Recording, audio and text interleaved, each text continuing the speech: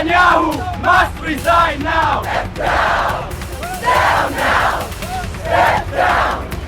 You've led us into chaos! Resign now! Resign now! दोस्तों, America की तरफ से ईरान की न्यूक्लियर फैसिलिटी पर जब से हमला हुआ है तब से ईरान लगातार कार्रवाई कर रहा है। पहले जो मोसाद के एजेंट पकड़े गए, एक दिन पहले ही मैंने आपको खबर दिखाई थी कि जो स्टारलिंक है उसके 8 सैटेलाइट से जुड़ी हुई चीज़ों को उन्होंने जब्त किया। अब एक बड़ा फैसला ईरान की तरफ से लिया गया, यानी कि ईरान का जो न्यूक्लियर फैसिलिटी है वो IAEA की निगरानी से तो दूर है ही है, अब पूरी दुनिया की निगरानी से दूर रहने वाला है। यानी कुछ बड़ा ईरान करने जा रहा है। इसी के साथ साथ एक बात स्पष्ट और कर दी गई ईरान के सर्वोच्च नेता खामेनेई साहब की तरफ से कि अगर मन में कोई विचार चल रहा है अमेरिका के, इजराइल के कि हमला करेंगे, तो ध्यान रखिएगा ये हमला इस बार दुगनी रफ्तार से होगा, दुगनी तेज रफ्तार से। उन्होंने इस बार मिसाइलों का, अपने रॉकेट्स और अपने तमाम हथियारों का जखीरा आपके सामने रख दिया, पूरी दुनिया के सामने, कि हमारे इतने खर्च हुए हैं, अभी इतने बाकी हैं, और अगर इतनी की तैयारी है तो आ जाना दोबारा मैदान में। वहीं डोनाल्ड ट्रंप पीठ थपथपा रहे हैं नेतन्याहू की। यह भी बड़ी खबर आपको दिखाऊंगा। एक ऐसा व्यक्ति जिसे वॉर क्रिमिनल करार दिया गया है, जी हां, बाकायदा आधिकारिक तौर पर उसे वॉर हीरो बताने में तुले हुए थे, तभी बीच में आ गए नॉर्थ कोरिया। जी हां, किम जोंग उन ने एक ऐसा बयान दिया है जिसने खास तौर पर पश्चिमी देश और अमेरिका की रात की नींद उड़ाई है। आपको तस्वीर गजा की भी दिखाऊंगा कि वहां क्या हालात हैं। लेकिन अब सड़क पर उतरे हैं नेतन्याहू के वही लाडले जिन्होंने नेतन्याहू को प्रधानमंत्री बनवाया, यानी इजरायली, और नेतन्याहू के खिलाफ झंडा बुलंद किया। नमस्कार, मैं हूं प्रज्वल गौतम और आप देख रहे हैं the live TV. The live TV, सच सबसे आगे। शुरुआत करने जा रहा हूं एक खबर से। पहले खबर आई ब्रेकिंग, ईरान ने अपने परमाणु संयंत्रों से संयुक्त राष्ट्र के सभी निगरानी कैमरे हटा दिए हैं। ये कैमरे इसलिए भी हटाए गए हैं क्योंकि माना जा रहा है कि इन्हीं की एक्सेस अमेरिका तक पहुंची थी और उसके बाद एक हमला करने की कोशिश की। वो बात अलग है कि सटीक हमला नहीं हो पाया क्योंकि उससे पहले ही ईरान पूरा सजग भूमिका में था। कई सैटेलाइट इमेज भी आई थी कि उस हमले से ठीक पहले बहुत सारे ट्रक वहां पर पहुंचे थे और दावा यह है कि उसके बाद 4 टन यूरेनियम वहां से हटा दिया गया। यानी 2 तरह का खतरा डला। एक तो ईरान का अपना यूरेनियम बच गया जिसका इस्तेमाल वो परमाणु बम बनाने में कर रहेगा। दूसरा जो सबसे महत्वपूर्ण है कि अगर उस पर गिरता कोई बम और यूरेनियम को इफेक्ट पहुंचता तो आसपास के कई देश उसमें बर्बाद हो जाते। ईरान तो होता सारे देश, कई देश, रेडिएशन ऐसा फैलता। यानी 2 बड़े खतरे बचाए ईरान ने। अब इन सब के बीच ईरान लगातार कैमरे हटा रहा है और कहा जा रहा है कि बहुत तेज रफ्तार से वहां पर काम हो रहा है। अब देखिए खबर आई, इजराइल की सेना ईरान पर नए सैन्य हमलों की तैयारी में है। दूसरे राउंड का हमला और ज्यादा तबाही लाएगा, यह अल अरबिया का सूत्र है।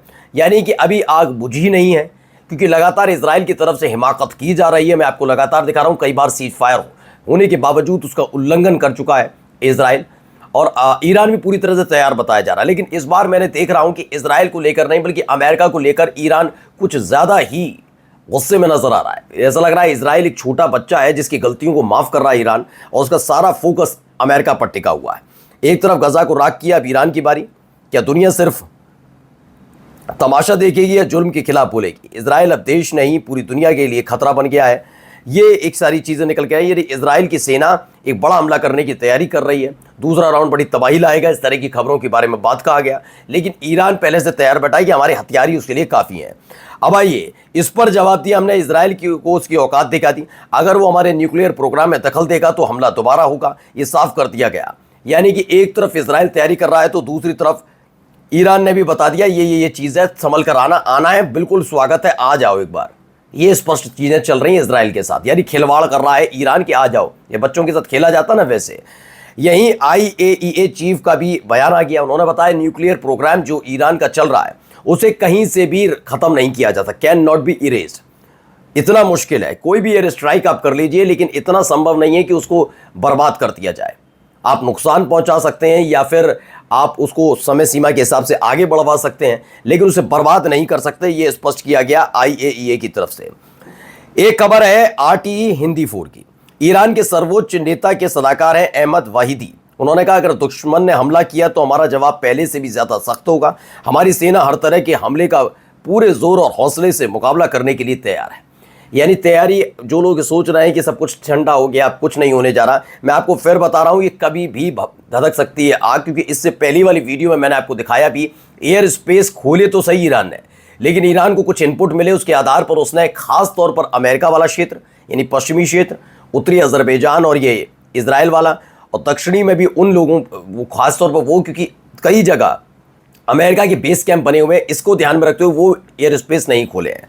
अब आइए, Iran engage under 5% of defensive might against Israel, true strength yet to show, senior commander कहते हैं। प्रेस टीवी की खबर है, इसमें बताया गया है कि ईरान ने साफ साफ बता दिया है कि इजराइल के खिलाफ हमने सिर्फ 5% ही अपनी ताकत, अपनी मिसाइल, अपने रॉकेट, अपने ड्रोन का इस्तेमाल किया है। अभी 95% बचा हुआ है। अब सोचिए 5% में यह हाल खड़ा कर दिया कि इजराइल के 14 शहर जो है पूरी तरीके से तबाह हो चुके हैं। अब आगे अगर 95% वाला भी चाहते हो तो वो भी करने के लिए तैयार है, आ जाओ एक बार। यानी धमकी खुलेआम अब दी जा रही है। बहुत दिनों से सुनते सुनते ईरान अब कह रहा है कि आ जाओ एक बार देख ही लेते हैं। अब वहीं ईरान के जो सुन्नी स्कॉलर्स हैं उन्होंने खास तौर पर मुसलमानों को का आह्वान किया है कि सबको एक साथ आना चाहिए, एक मंच पर आना चाहिए, एकजुटता दिखानी चाहिए और इजराइल के खिलाफ मोर्चा खोला जाना चाहिए। और उसका असर भी होता हुआ नजर आया। असर क्या है, मैं पहले आपको असर दिखा देता हूं। देखिए, दैनिक भास्कर के एक रिपोर्टर वहां गए हुए थे, उन्होंने कई तरह के सवाल पूछे। उसमें इजराइल के एक मुसलमान से भी पूछा तो उन्होंने क्या जवाब दिया। इजराइल के मुसलमान ने कहा, ये इजराइल में रह रहे मुसलमान, उन्होंने कहा दुनिया में कई देशों के पास परमाणु हथियार है, भारत के पास है, पाकिस्तान के पास भी परमाणु बम है, तो ईरान के पास क्यों नहीं हो सकता? इजराइल को ईरान पर बम हमला नहीं करना चाहिए था। यानी इजराइल के खुद के मुसलमान कह रहे हैं कि ये सब ठीक नहीं था। और बात वाकई इजराइल के मुसलमानों को छोड़ दीजिए, इजरायली खुद भी कह रहे क्यों किया आपने, सब कुछ ठीक चल रहा था, ऐसे हालात नहीं बने थे, 14 शहर बर्बाद हो गए, इजराइल ने अटैक ईरान पर किया ही क्यों? अभी भी ये गुप्त कहानी है, जबकि मैं बता रहा हूं ये अमेरिका के इशारे पर किया था। लेकिन अभी तक ये खुलकर रहा है कि आखिरकार ऐसा क्या हुआ बेंजामिन नेतन्याहू को कि अचानक से उसने ईरान पर अटैक कर दिया और उसके बाद बर्बादी झेली। देखिए अब ये क्या कर रहे हैं डोनाल्ड ट्रंप, जबकि डोनाल्ड ट्रंप जानते हैं कि बेंजामिन नेतन्याहू को पहले ही वॉर क्रिमिनल करार दिया जा चुका है, इनको और इनके एक मंत्री को। फिर भी अमेरिकी राष्ट्रपति डोनाल्ड ट्रंप ने इजराइल के प्रधानमंत्री बेंजामिन नेतन्याहू को वॉर हीरो कहकर उनकी जमकर तारीफ की। उनके खिलाफ चल रहे भ्रष्टाचार के मुकदमे को राजनीतिक साजिश करार देते हुए तत्काल रद्द करने या नेतन्याहू को माफी देने की मांग की है। यह बयान ट्रंप ने अपने social media platform truth social पर दिया। अब इसमें एक सबसे महत्वपूर्ण बात देखिए, मैंने कहा ना धीरे धीरे ये ऐसे ही करके डोनाल्ड ट्रंप घुस जाएंगे इजराइल के अंदर। और जो अगर इजराइल है और इजरायली, मैं तो सबके लिए कह रहा हूं भाई, जो इजरायली ये सोच रहे हैं कि अमेरिका हमारा दोस्त है, अमेरिका हमारा समर्थन कर रहा है, तो आप गलत जा रहे हैं। आपका स्पष्ट दुश्मन ईरान हो सकता है, आपका स्पष्ट दुश्मन आप फिलिस्तीनियों को, जबकि आपने तो खुलटा उनकी जमीन पर कब्जा कर रखा, लेकिन फिर भी मानकर चलिए आपका फिलिस्तीनी है। अमेरिका वो घाघ है कि वो अगर एक बार आपके देश में घुसा ऐसे ही वो वापस नहीं निकलेगा। अब देखा, अब सीधे सीधे वहां के मामलों में हस्तक्षेप करना ट्रंप ने शुरू कर दिया है। और उकसा किसे रहे, प्रधानमंत्री बेंजामिन नेतन्याहू विरोध ना कर पाए, इसलिए उनको वॉर हीरो कहा जा रहा है, उनके खिलाफ सारे मामले हटाए जा रहे हैं। और बेंजामिन नेतन्याहू के जरिए इजराइल पर एक तरीके से कब्जा करके रखना चाहता है अमेरिका। मिडिल ईस्ट में इनके चूंकि तंबू बंबू उखड़ने जा रहे हैं। कतर वाली खबर मैंने आपको दिखाई थी, कतर ने कह ही दिया कि हमारे यहां से यूएस ट्रुप वापस बुलाई, हमें अब जरूरत नहीं है। जैसे ही खबर आई वैसे ही आ गया north Korea. Kim Jong Un ने एक बड़ा बयान दिया, we don't recognise Israel, it is an imperialist satellite state of US. उन्होंने कहा वो साम्राज्यवादी उपग्रह राज्य है अमेरिका का। यानी इस तरीके से कह दीजिए वो एक तरह से बधुआ मजदूर बन चुका है अमेरिका का। अमेरिका जो कहेगा वो करेगा, ये स्पष्ट नॉर्थ कोरिया ने कहा। उन्होंने कहा हम इजराइल को मान्यता ही नहीं देते। कौन इजराइल, कैसा इजराइल, ये नॉर्थ कोरिया ने स्पष्ट कर दिया। ये भी आया इधर से एक, किम जोंग उन हम इजराइल को मान्यता नहीं देते, वे आतंकवादी अमेरिका का एक नाजायज साम्राज्यवादी और पूरी तरह आतंकवादी राज्य है। इस तरह का बयान उन्होंने दिया है। एक माय एस्ट्रो वॉइस है, उन्होंने अपनी तरफ से एस्ट्रो किया और बताया है कि किसके में कहाँ गोचर, कहाँ क्या, कौन सा ग्रह, राहु केतु बैठे हुए हैं, बुध कहाँ पर है, शनि कहाँ, ये सारी चीज़ें निकालकर उन्होंने बताया इजराइल और ईरान के बीच दोबारा टकराव देखने को मिल जाए तो कोई हैरानी वाली बात नहीं है। ग्रह स्थिति कई प्रकार से टकराव, संघर्ष, प्राकृतिक आपदा, आपसी अशांति पैदा कर रही है। ये तो अंतर्राष्ट्रीय स्तर की बात है। व्यक्तिगत तौर पर भी घर और ऑफिस में सावधानियां बरतने की आवश्यकता है।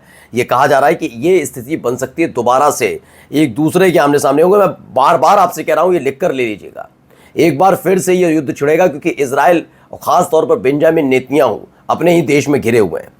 अब आइए, इजराइल फिलिस्तीन में क्या कर रहा है या फिलिस्तीनियों के साथ क्या कर रहा है, गजा में क्या कर रहा है, वो दिखाता हूं। बड़ी खबर आई है, इजराइल पर फिलिस्तीनियों को ड्रग्स देने के आरोप है। आटे की बोरियों में नशीली गोलियां मिली हैं, निहत्थे लोगों पर गोलीबारी का भी इल्जाम है। यह अपने आप में बड़ी खबर है कि आटे की बोरियों में नशे की गोलियां मिल रही हैं, जिसका इस्तेमाल इस तरीके से फिलिस्तीनियों को प्रताड़ित करने के लिए किया जा रहा है। और यह अपने आप में गंभीर मसला है, लेकिन सवाल यह है कि कहीं से ऐसी आवाज़ नहीं उठ रही बेंजामिन नेतन्याहू, क्योंकि बेंजामिन नेतन्याहू के प्रति नहीं है वो, डोनाल्ड ट्रंप को बुरा ना लग जाए, इसलिए सारी संस्थाएं लंबलोट पड़ी हुई उनके सामने। वहीं गजा में क्या बताया, सीज फायर की कोशिश के बीच गजा पर इजरायली हमला, 72 की मौत। मैं बार बार कह रहा हूं कि गजा पर आप सीज फायर की बात तो करते हैं, वो भी अपनी शर्तों पर, और हमला भी कर रहे हैं। ये कैसे? आप ही कह रहे हैं ना सीज फायर की, गजा की बात तो नहीं हुई, सीज फायर की बात आप कर रहे हैं और आप ही हमला कर रहे हैं। गजा में इजराइल की तरफ से किए गए हमलों में अब तक कम से कम 72 लोगों की मौत हो गई। गजा के स्वास्थ्य अधिकारियों ने बताया कि दक्षिणी शहर खान यूनिस के पास मुवासी में तंबुओं के शिविर पर इजरायली हमले में 3 बच्चे और उनके माता पिता मारे गए। रिश्तेदारों ने बताया कि उन पर हमला सोते समय हुआ है। ये बड़ी खबर निकल कर आई। और देखिए हालात क्या है। समीर अब्बास हैं, ये भी एक पत्रकार हैं, और उन्होंने क्या दिखाया। अब गजा में भूखे बच्चों का नरसंहार कर रहा इजराइल, जहां बढ़ता था खाना वहीं हुई सैकड़ों मौतें। राहत कैंपों पर भी हो रही फायरिंग। कम से कम ये तो बात आप कह पा रहे हैं ना, इजराइल क्या कर रहा है। आप तो कम से कम लिखिए नरसंहार कर रहा है। नरसंहार अब पहली बार मैं सुन रहा हूं कि कोई पत्रकार हमारे यहाँ का, वो भी न्यूज़ चैनल से जुड़ा हुआ, वो बोल पाए, वरना इजराइल की तो गोद में सारे के सारे बैठे हुए ज़बरदस्ती, पता नहीं क्यों। अब आइए, जाते जाते एक वीडियो आपको दिखाने जा रहा हूं, ये वीडियो दिखाइए, देखिएगा। We are ashamed. Netanyahu must resign now. Step down. Step down. Step down. You've led us into chaos. Resign now. Resign now. Resign now. तो इसमें बताया गया है, resign now, you failed us, resign now, we are ashamed, ऐसे नारे लग रहे हैं। दरअसल उन्होंने बताया है कि इजराइल में जनता, मैं बार बार आपको बता रहा हूं कि ईरान से लताड़ खाने के बाद गुपचुप तरीके से ईरान पर हमला करके खुद को बहुत बड़ा हीरो साबित करना चाहते हैं अपने देश में। उनके अपने देश के, चाहे ट्रंप कितना ही कहें ये वॉर हीरो हैं, लेकिन हर कोई जानता है नाकाम हुए, घुटने टेकने पड़े। इसीलिए ज़बरदस्ती हिजबुल्लाह पर अटैक किया, लेबनान पर अटैक किया, ज़बरदस्ती, कोई मतलब नहीं था। यही काम गजा में किया जा रहा है, जिससे लोगों का ध्यान भ्रमित हो, लेकिन लोग मानने के लिए तैयार नहीं है। इजराइल के अंदर गृह युद्ध जैसे हालात हैं दोस्तों। नमस्कार।